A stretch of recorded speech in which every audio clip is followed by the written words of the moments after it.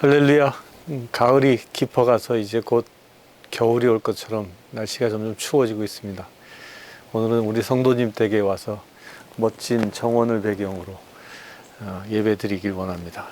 오늘 함께 읽을 말씀은 누가복음 18장 35절에서 43절까지입니다.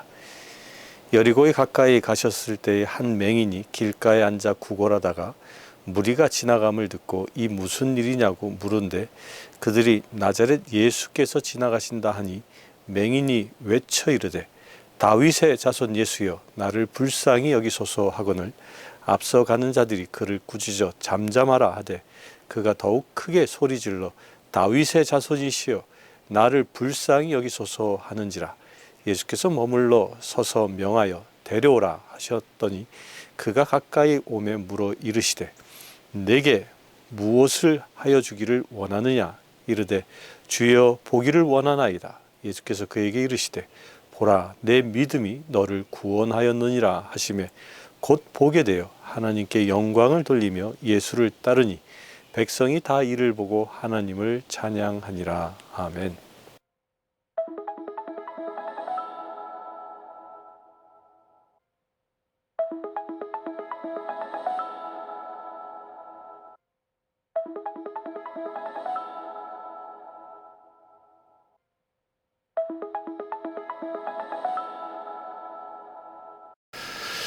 여리고성은 예루살렘으로 올라가는 길목에 있습니다.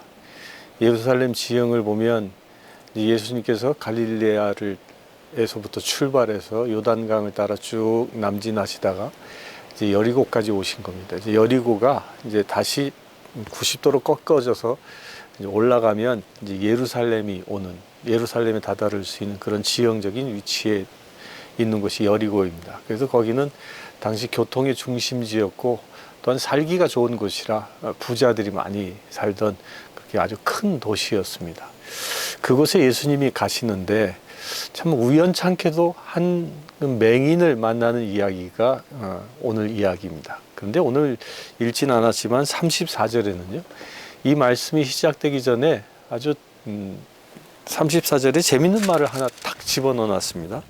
그것은 제자들이 이것을 하나도 깨닫지 못하였으니 그 말씀이 감추어졌으므로 그들이 그 이른 바를 알지 못하였더라.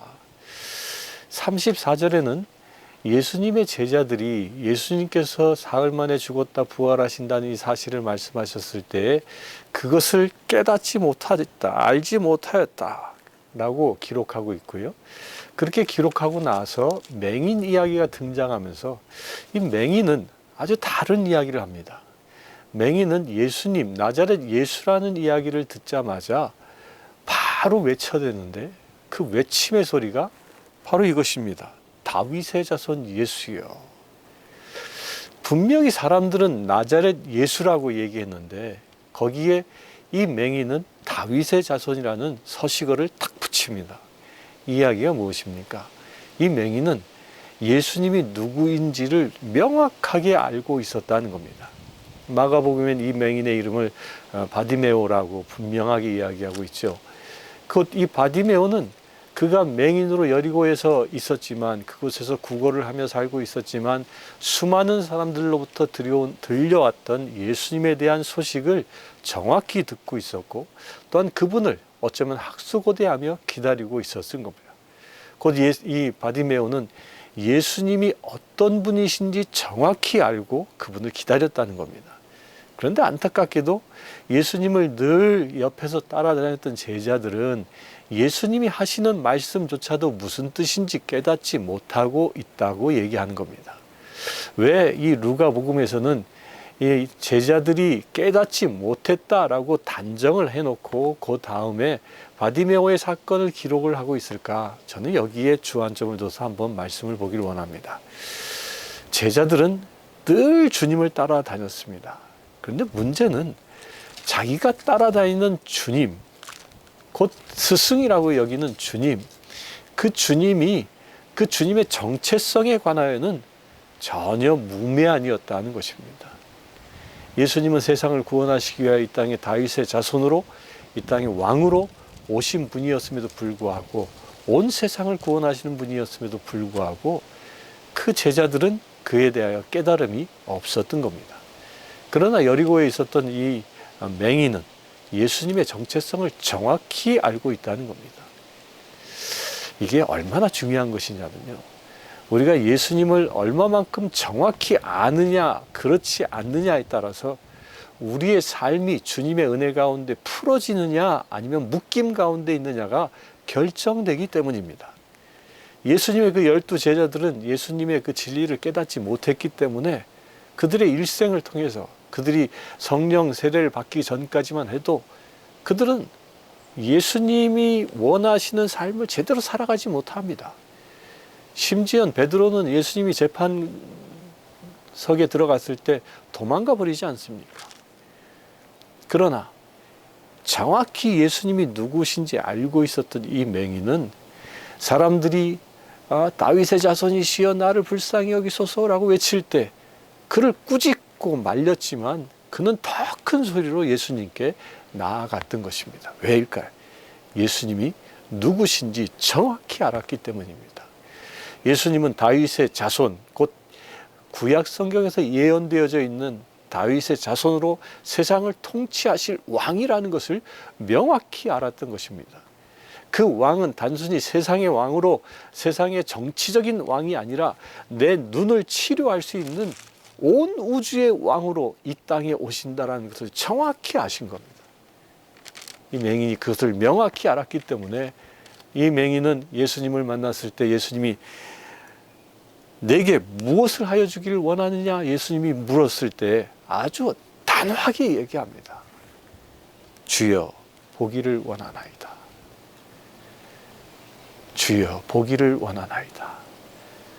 이 말 자체가 다윗의 자손이라고 하면서 세상의 왕으로 예수님을 본 것이 아니라 온 우주의 왕으로, 창조주의 왕으로 예수님을 그가 알고 있었다는 것을 우리는 분명히 깨달을 수 있습니다.